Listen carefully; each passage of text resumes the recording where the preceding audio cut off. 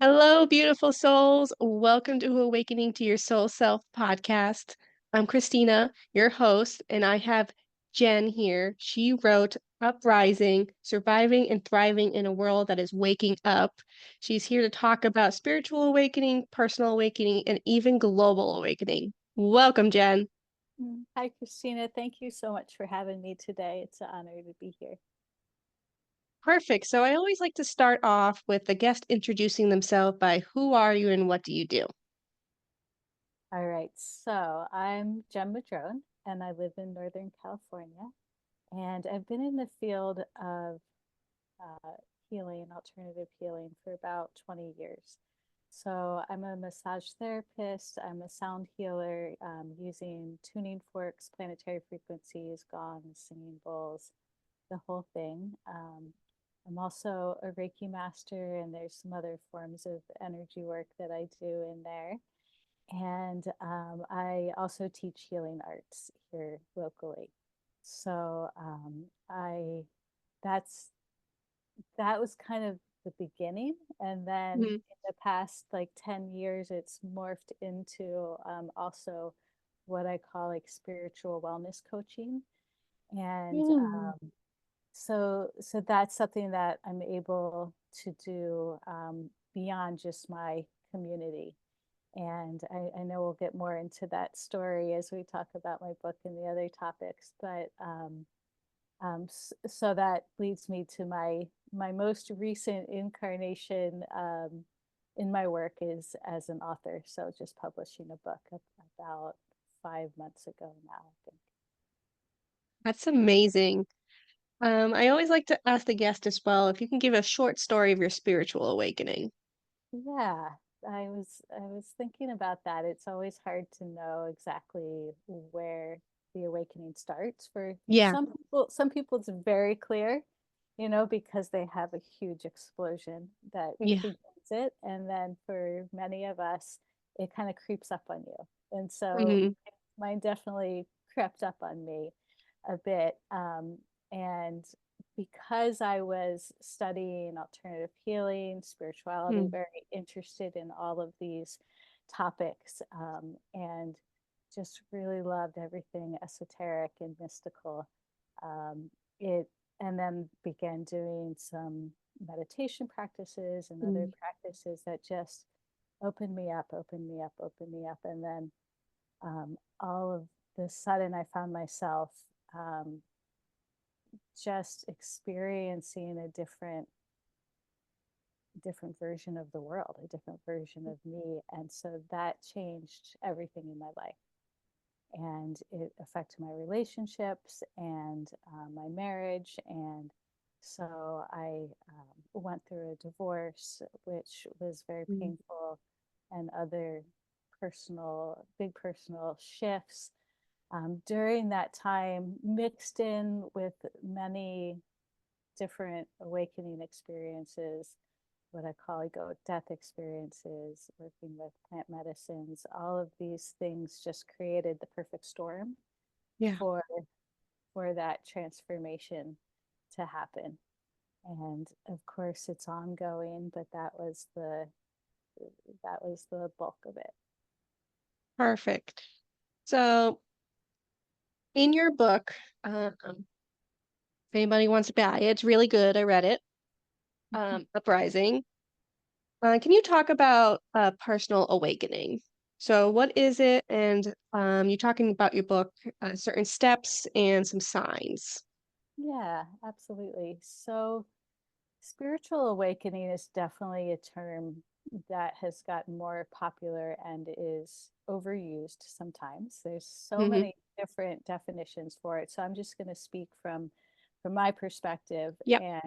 and how I view it. And so I see spiritual awakening as a huge, and when we're talking about personal shift, this is just a very intimate personal experience where there's a huge shift in consciousness, a huge shift in perspective, and a huge vibrational shift that is completely physical as well as emotional, energetic, and spiritual. So it's on every single level. And because it's a vibrational shift and an energetic shift, it turns everything upside down in our life. Yep. And this shift, what it shows us and why it makes us question everything is because it uncovers the fact that we are not separate from spirit. And it often shows us the fact that we've created this small, separate self. And in so doing, because of experiences in our life, trauma when we were young, Yep. and even just if there wasn't much trauma, even just the way that we are socialized and the programs that we are exposed to as we grow, causes us to separate from our true self, from our higher Hmm. self, from spirit. And and then there comes a time in life where our soul is like, this is unacceptable, I'm Hmm. starting to remember who I really am. And that is usually when things just turn upside down and get kind of crazy or very Yeah. crazy, depending. Depending where you are and Yeah, how. yeah, exactly. And depending on what has led you to this point and what it is that you came here to the planet to heal and all of these things. Um, so when we begin to awaken, there's often catalysts that spark the awakening or really just make it skyrocket, um, like divorce. So in my case, like it Hmm. was already starting, but the divorce was one of the things that just really propelled it to the next level. Um, and it can be so many different things. The most common ones are often um, divorce, loss of a loved one, um, Hmm. illnesses and sicknesses and near death experiences, plant medicine experiences. There's so many different things. I had someone in my Facebook group say that um, listening to a Tom Petty song was her uh, sparked her spiritual awakening. But it can also, many people have reported listening to Eckhart Tolle or Alan Watts, or Yep. just the exact right moment where this higher vibrational energy came in and they were open and ready for it. Yeah. And that's what created that vibrational shift for them. And so it really can be anything, but those are some of the more common ones. Um, and then, do you want me to go into the stages, Yes, the please. awakening process? So it took me a little while to come up with the stages. I've been doing this work really intensely with people going through the really messy part of the awakening process for a Yeah. while. And finally I was like, okay, I really think I need to kind of quantify this and put it in stages. But the reason I was reluctant is because it's not a linear process. It's never the same for everybody. And so No. I didn't want people to think that, if it didn't follow X, Y, and Z for them, then they're doing it wrong, or that's not Yeah. actually an awakening, or, all of these things. And so, I always kind of preface the stages with, this is what I've found to be the most common for people Okay. and how I chose to quantify it, but it can it can go in a different order. You can go back and repeat steps. Hmm. Sometimes steps are you do a stage a couple of times. But once I did finally put this in words and put it out there, I found that people were very, very receptive to it. And it was really helpful in helping people see, like, oh, okay, that's where I'm at. That's where I'm going. I'm not losing my mind. This Yeah. is for a reason and it's a progression. I'm not going to be stuck here forever. Hmm. So that's why I chose to really put it out there. And so I'll just run through them real quick. It could be a whole, we could have a couple hour discussion just Yeah, on. absolutely. So I'll do it briefly, and then if people are interested, they can grab the book and Yeah. read more about it. So the first stage that we talked about a little bit was the wake up call, and that's the catalyst Yeah. that sparks the awakening. And so we talked about that.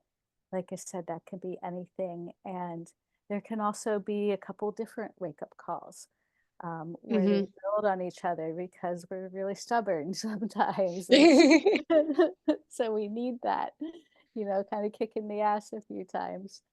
Um, and then after that wake up call, once we've had that experience or we've had that initial shift in vibration, um, then stage two is the rabbit hole. And that's Yes. generally when we begin to question everything in our life. We've Yes. seen a different perspective, we feel differently. And so we begin to question every single thing in our life, who we are, why we're here, what this life is. Hmm. And I call it the rabbit hole because it really, the purpose is to take us down into ourselves, um, Yeah.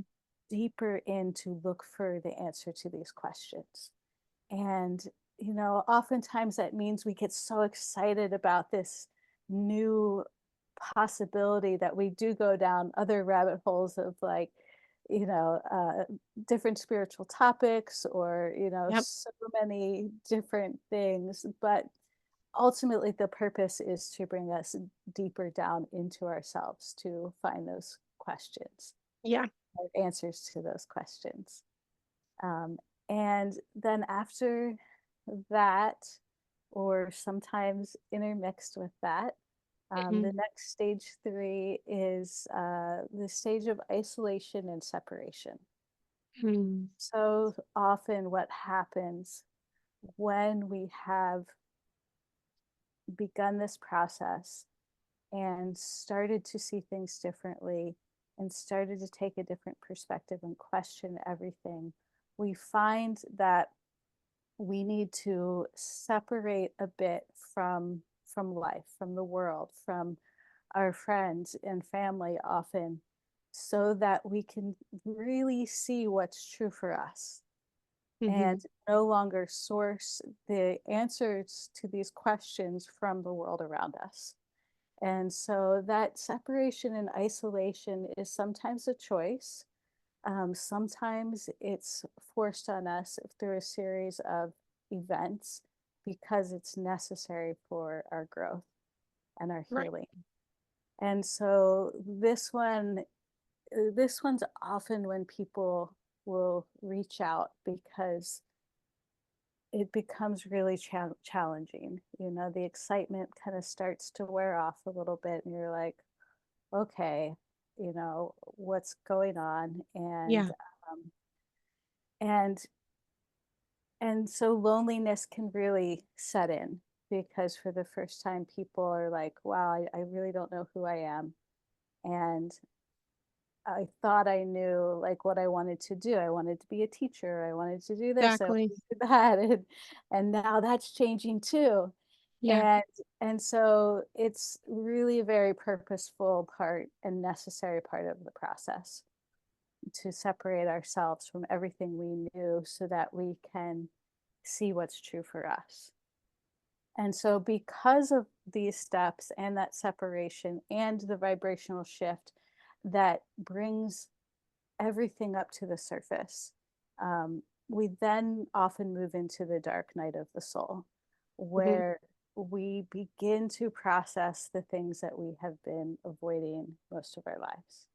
So we're processing the old traumas, old beliefs, old programmings, all of the things that we thought we could avoid Yeah. by being busy or whatever it is we're doing. They now come to the surface because these are the heavy energies, these are the lower vibrational energies. And when we have that energetic shift, anything that's not a match for this new energy is now coming to the surface that can't exist in the same place. Yeah. And, and so this dark night of the soul is always extremely challenging, um, and difficult, and it can be sparked by something in our life, something that happens that triggers um, all of all of our stuff to come, and it can also just be a part of the process of the vibrational shift. So it looks very different for everybody, um, and it can last, a couple of months. Usually, it's way more than a one night, Yeah, for sure. and it can even last a couple years. And Yeah. there can be several dark nights of the soul throughout the process. But this is really a big part of the cleansing and detox process that happens during awakening. We have to give ourselves a space to heal, Yeah. to move all of this trauma and old baggage and things that keep us separated from ourselves out of the body. And that takes time. Yeah. And you find out things that you never really thought about. Right. Things That's the come up great. that from like childhood, and you're like, oh, I never thought about that. But now that I'm healing, that comes up. Exactly. Yeah, because we're masters of pushing it down and telling ourselves like that's not a big deal, Yeah. because it's really a survival mechanism that's necessary at that point. And then as we get older, we realize that it's no longer helping us. So it comes Yeah. to the surface, and it's a really intelligent. We have such an intelligent soul. It knows how to heal, and so it is really beautiful to watch those things that we weren't Yeah. really aware of come up, and it's like, wow, okay, I never would have thought of this, but I'm so grateful that I get to move this Mhm. out. And it's kind of like this. Well, while you were talking about the stages, Spirit brought through.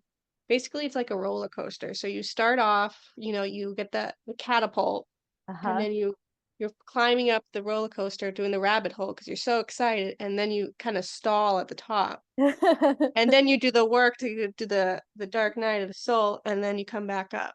Uh-huh. Yeah, I love that.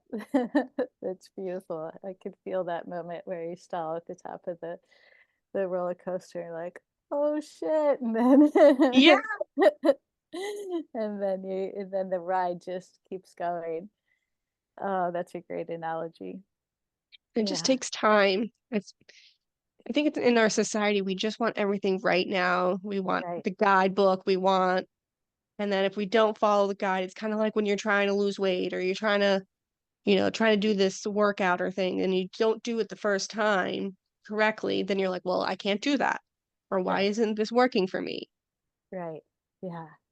And And that's just not the way it works. exactly. And that's our ego speaking, and so when we try to put the spiritual process into the ego perspective, it just doesn't work. Nope. It's the opposite of what we're doing here. And so we're moving from that ego-centered, mind-driven living to that heart-centered, Yeah. intuition-driven, love-driven living. And so the dark night of the soul really does that purification so that we can hear what our heart is saying, so that we can hear what our intuition is saying. And Yeah. then when we are when we have moved through a lot of that, we often begin to move into it's stage 5, which is the void, spiritual limbo. And it's funny, after the dark night of the soul, we often expect like that was really hard. I'm so Hmm. ready. I'm so ready to things to shift and get lighter and easier, and usually that's not what happens. Usually what happens is we have to go into this space of what I call the void or spiritual limbo so that we can now process all of these things that have been moving through us, all of these realizations that we've been having, all this healing that we've been doing. And at this point, it often seems like it, we've stopped or stalled in the process. And some people really reach out to me and be like, I don't know what's happening. I've Yeah. just gone through all of this healing and now it feels like nothing's happening and I'm questioning whether any of it was real or not. And it is an essential part of the process because we have to give ourselves time to really sink in and shift at the cellular level, to shift at every point in our being. Because if we just jump out and go like, okay, I'm healed, and then we Yeah. go back to our regular lives, we're going to go back to the same patterns. We're going to go back to Exactly. the same way of living. And Yep. so this time of the void um, can be it can feel frustrating, um, but it is really essential to the process. And knowing that it doesn't last forever and that we need to take this time to rest, to integrate, to just be with ourselves and know that when it is time, we will know. And sometimes people do get stuck in the void, often because their mind is making up a story of what it is, and they'll get stuck Mhm. in this void. And it is helpful to have help to move out of it, to see the next step, to kind of have someone just give you a gentle nudge, Mhm. to the next level, which then is what I call the rebirth stage. And Mm. so that's when we begin to really embody our true self and our the highest self, what I would call the big self, where we had the small self, the ego-centered self. Now we are moving and embodying and living through the heart-centered self. Right. And so this rebirth comes from a whole different place. We begin to really see for the first time what it is that our soul is here to share and do and be and create. And it feels really good once we get to this point. We're Yes, it like, does. okay, I'm so grateful I stuck with it. And I'm so excited. And it can also come with a little bit of like trepidation, like, okay, I'm not really sure how this is going to be because I'm ready to share these new gifts. I'm ready to go back into the world Yeah. um, as this truest version of myself. But there can often be some fear involved in that because it's so new. It's a new Yeah. experience, and so being gentle with ourselves as we move into that last stage of reentry is really critical. And so reentry is when we make those bold moves, Mhm. when when we step back into our lives, into the world in a new and different way. And we see Yeah. how it's all going to unfold. Yeah. After the rebirth, you just see everything differently, and you gotta be patient with yourself because all that healing that you're doing does take some energy. Hmm. Absolutely. It can be so exhausting. And then sometimes you find, I don't know if you've had this with clients, but I feel like even after the dark night of the soul and after the void, you still might have to come back because you might have not healed everything, right? Absolutely. Yeah, absolutely. And really, you continue to heal your whole life. Oh, It's absolutely. it's Yeah. it's never over. And then um, we can have secondary awakenings, and that's what I'm noticing now. Is that a lot of people are starting to now have these secondary awakenings. It's been maybe years, maybe Mm, decades since their initial one, and I feel like I'm even experiencing this to a certain level of like, wow, what are these symptoms? Oh, I know these symptoms. It looks Yeah. different than it did last time, but it's time for another um, up level or uprising, you know, Yeah. whatever you want to call it. So that's Ooh, that's, exciting. yeah. And in this life, we're just learning and we're growing. So to go through another spiritual awakening, I think only makes sense. Hmm. Yeah, because everything is shifting, and that so we can kind of segue into the planetary awakening. Yes. It's a perfect transition because everything is shifting so quickly on our planet, and in so many ways. And so, of course, it's going to have an effect on each one of us because we know that we are all connected, and not just as a spiritual concept, but also as a quantum physics concept. You know, we are energy, and all energy is connected. And Yes. I love the phrase, we are a microcosm of the macrocosm. So whatever is Mm, happening in the bigger picture is happening internally, and vice versa. yeah. Whatever happens internally affects the world around us. And so, what I feel like is happening on this planet is that there's a huge influx of higher vibrational energy being poured onto the planet at Hmm. this point in time. And it can come in the form of solar flares, it can come in the form of geomagnetic storms, and it definitely comes in forms that we can't see or quantify, Yeah.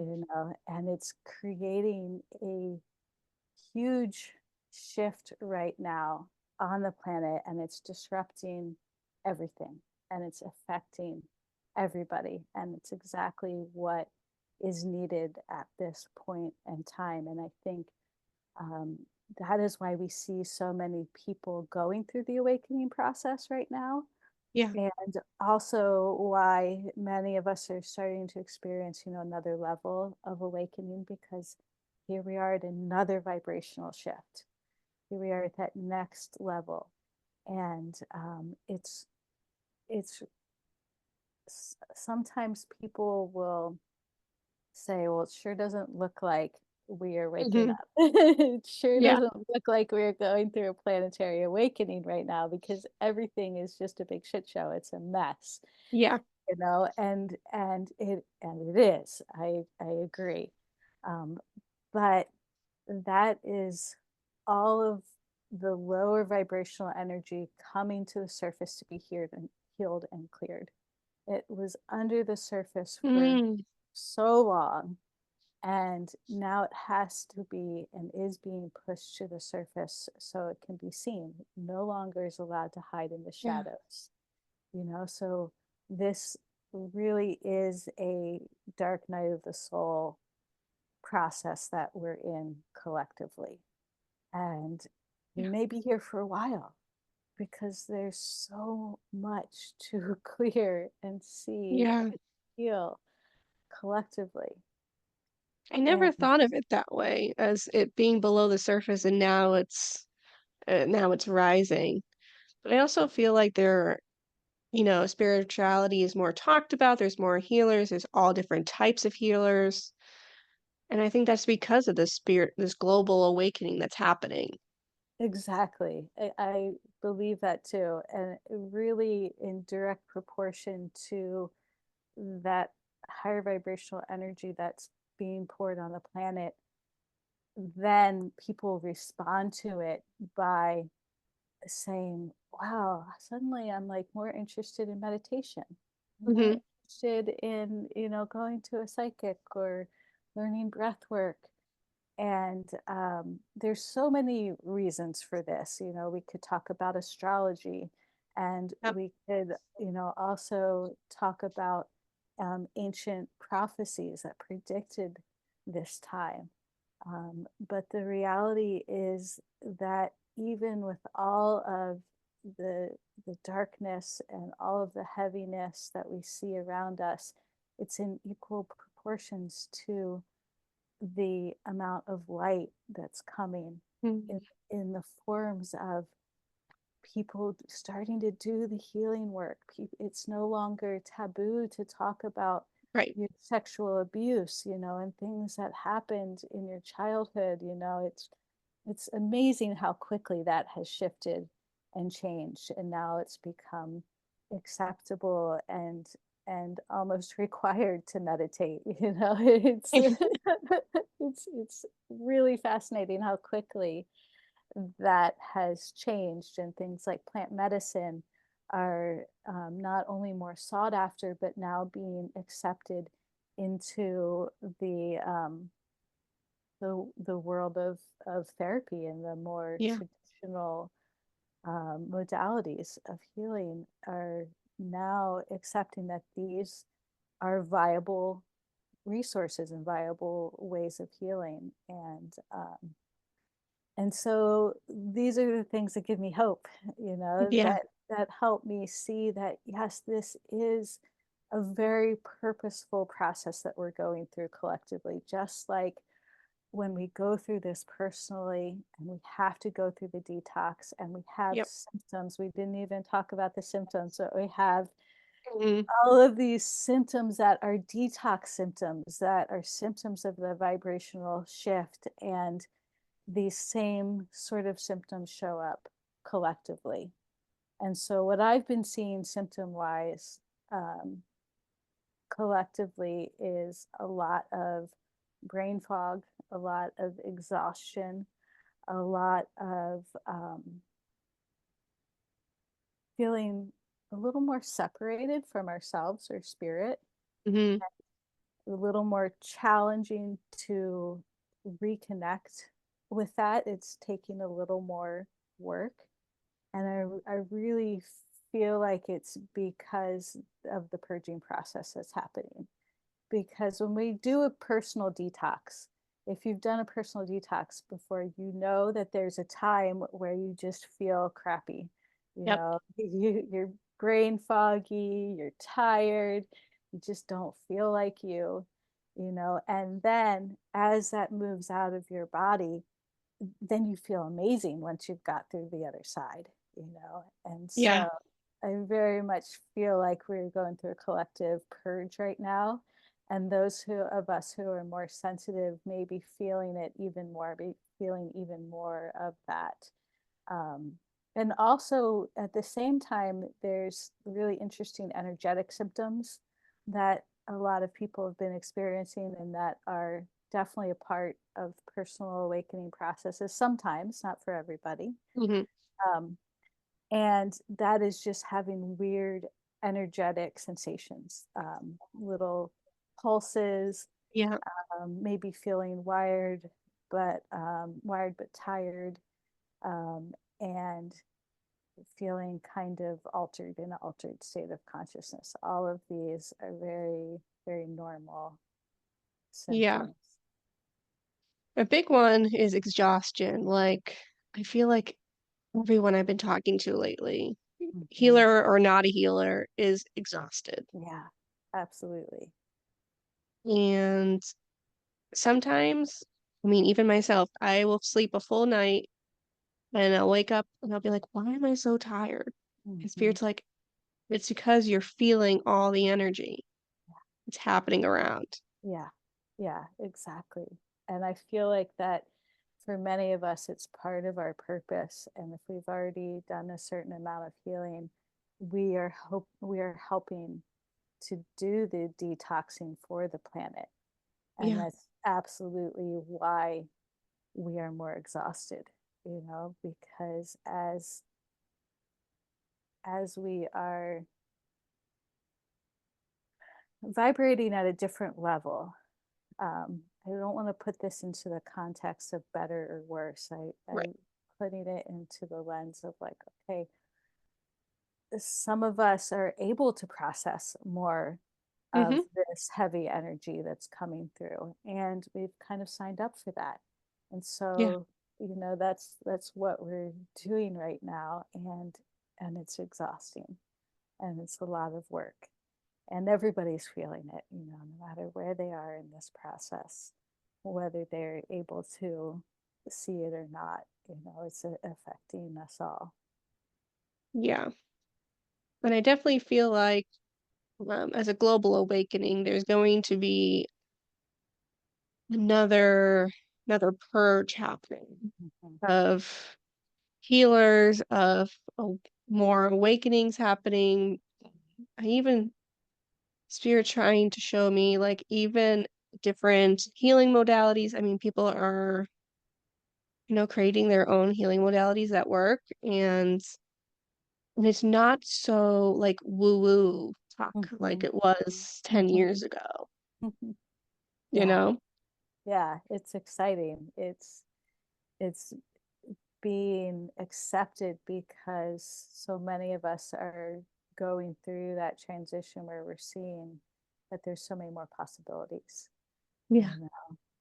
And but I think you're absolutely right. There is going to be much more purging. There currently is so much that still needs to be healed and cleared and moved out of the way so that we can all experience our own personal light and the collective light. And we get glimpses of that, and people are craving that Yeah. so much. And so it's absolutely happening, and it's really exciting and sometimes scary because we don't Mhm. know how it's all going to unfold, and what Yeah. level of purging and destruction is necessary.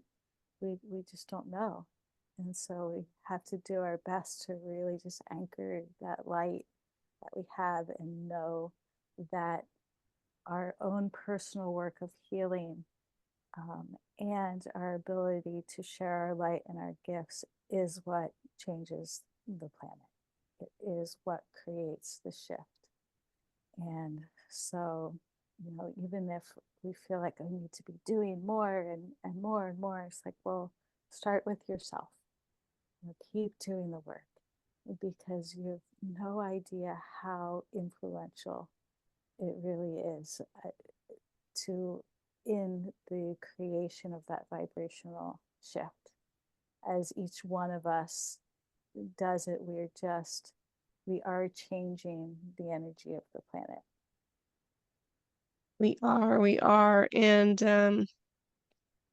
as a collective, we are just are more accepting of what is happening in the world. Not everything, of course.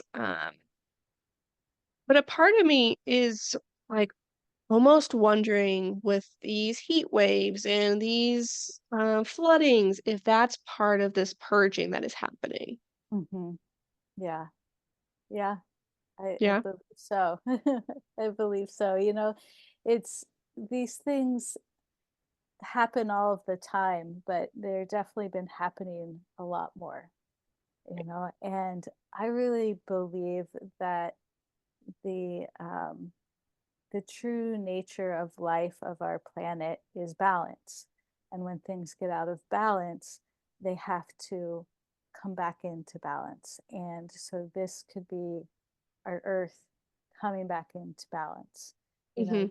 Just like it, and it's great how, the reflection is always there.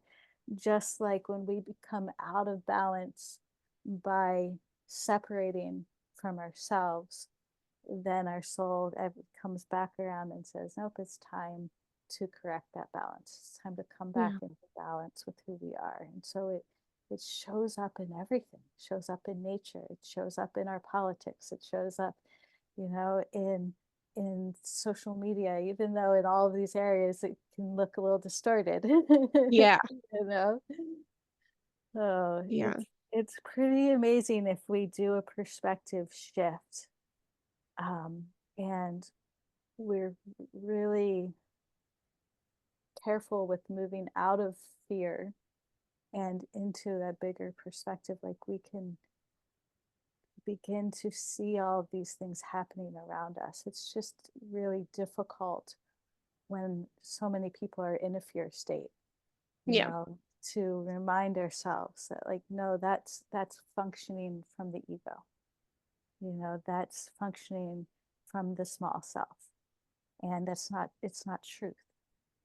That's the illusion. And so, if we can just take the bigger perspective, it's not about turning a blind eye to what's happening. It's just about taking a bigger perspective so that we can see more of what is actually happening instead of getting caught in that fear. Yeah, and the fear is definitely, ego, and that's like you said, that's one of the first things you try to work with is hiding that ego down and being like, "No, that's not what's actually happening." Right, exactly. Is the ego is so used to being in charge. Yeah, It's so used to running the show because that's what happened when we separated from ourselves at a young age. We moved from, the heart centered beingness and handed the keys of the kingdom over to the ego and the mind because the mind said, I will keep you safe. yeah, I'll keep you safe. I'll protect you. And then it's just started moving really quickly. When we're young, when we're kids, we're just present. The yeah. mind is only there to tell us we're hungry, or Mhm. we're tired, or whatever it is. And then as we grew, it took over, and it got so loud that we could no longer hear what our heart was saying to us, Right. you know and Yeah, and I think, you know, just talking about children, that age where we don't have the egoic mind in our way. right. We're still so close to the other side, to heaven, universe, however you want to call it, that we hit a certain age, and that's when the ego kicks in. It's like, I need to protect you. I'm gonna tell you all these things, and then you grow up and you're like, wait a second. Yeah, yeah, exactly. And in the book, I talk about it as the original heartbreak, which Mm-hmm. is a phrase that I love, and it's a phrase that was given to me by one of my teachers, who talked about the moment or time period when we're very little. It happens at a very young age when we begin to believe the collective programming that we are not enough, and that Yeah, we are just human, and that we are separate from spirit, and that what we call the original heartbreak can be a specific moment in time of trauma in our childhood, or a phrase that was said by a parent, or a loved one, or it can be a series of events. It can be just the fact that we've been barraged by these ideas and these misguided beliefs, and then they sink in, and we start to believe them. And really, it's just a way of protecting our our really sweet, vulnerable self, yeah, you know and it's often necessary because of the amount of trauma um, that we have experienced, and it's necessary because we don't have the tools at that time. right. But as we grow, we start to collect those tools, and we start to, Yeah. and we're no longer dependent on the adults in our life for Yes. our safety and protection. So there's some very real things here, that are happening. And I also believe this process is also why we came to the planet. We Yeah. have to separate from ourselves in order to truly reconnect and know who we are at the deepest level. If that separation didn't occur, then we would be really beautiful humans, but we wouldn't fully understand the human experience. Absolutely. So I'd love to wrap up this conversation with you just talking a little bit about your book. It's called Uprising. We talked a little bit about a general synopsis of the book through our conversation. Is there anything specific that you want to point out to people? Um, Good question. we did cover a lot of it. It's definitely a book for anyone who has gone through this process, mm, or finds himself in this process, or is just curious about the process of spiritual awakening in general. Um, and also part of my intention in writing it, one was to help support people through the process, obviously, and show them that they're not alone in this, that this is something that is, like we talked about, is happening faster and faster. But also, my intention is there to be, spark that little spark of awakening in people who are ready and open for Yeah. it, and so I never thought that I would write a book. And and I was teaching this work for many years, and really the first year, um, one of my students was like, "You should put this in a book." And Hmm. I just kind of laughed at him. I'm like, "Yeah, whatever." And and he kept teasing me about it and bringing it up. And finally, a couple years later, I was like, "Hey, it's time." And spirit just kind of pushed me Mm, to do it.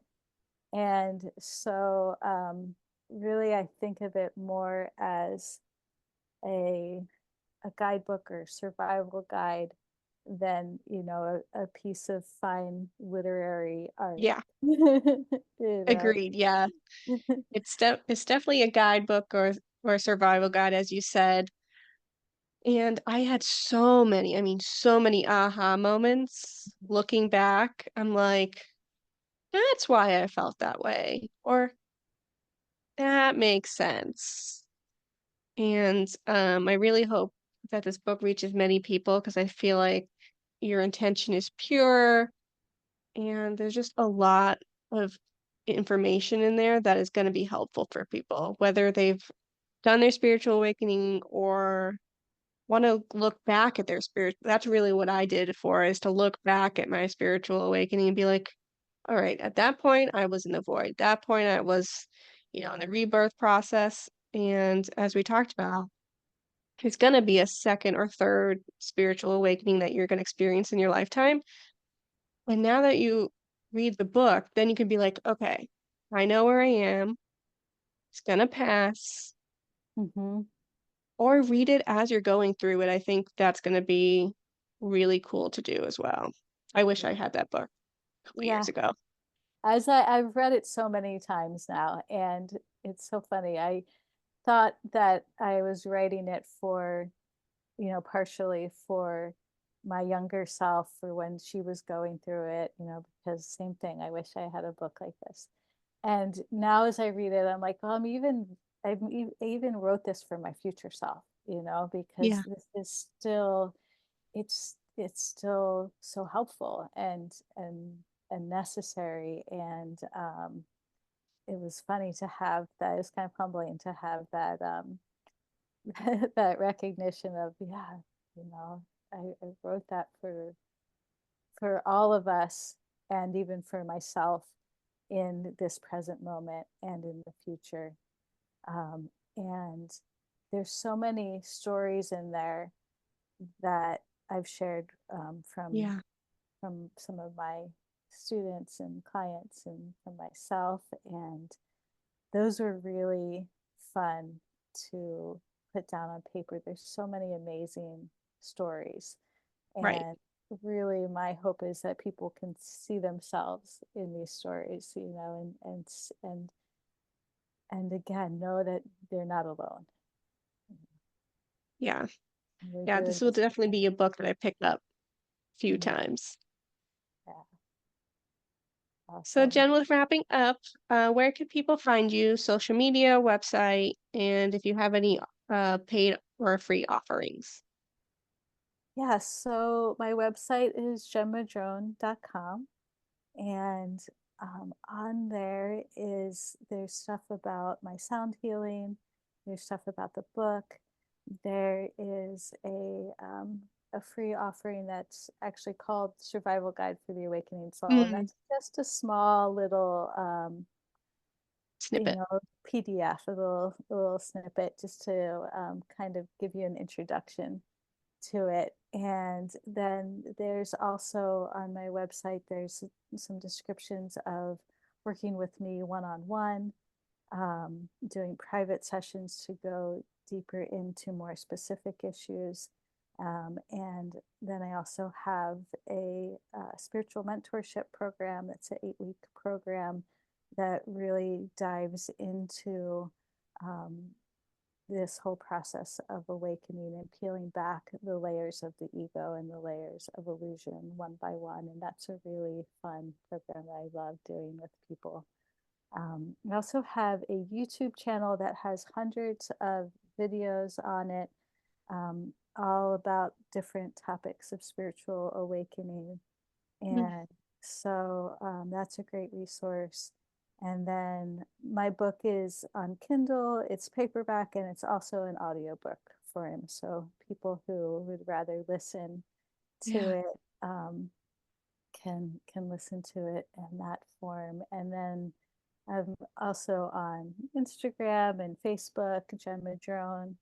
You should be able to find me with my name on both of those platforms. That's awesome, Jen. Thank you so much for being on the podcast today. Thank you so much for having me. It was really has been really fun to connect with you, and thank you for the work that you're doing in the world. Thank you so much. All right, friends, we'll see you next Monday.